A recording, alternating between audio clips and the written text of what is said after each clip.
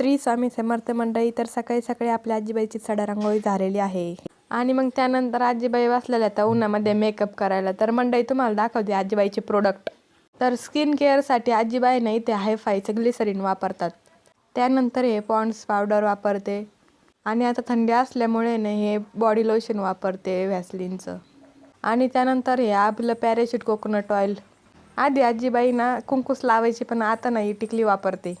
नवीन जमाना आहे ना त्यामुळे. तर आपल्या आजीबाईचा मेकअप झालेला होता.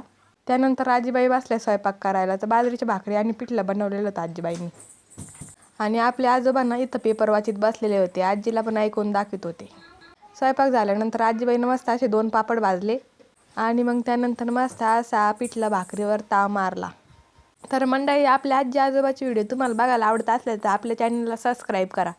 आजी आजोबामध्ये कोण जास्त भारी आहे कमेंटमध्ये नक्की सांगा. या मग पिठलं भाकर खायला. तर मंडळी पुन्हा भेटू आजी आजोबाच्या नवीन व्हिडिओमध्ये. तोपर्यंत श्री स्वामी समर्थ आणि जाताना एक लाईक करून जा.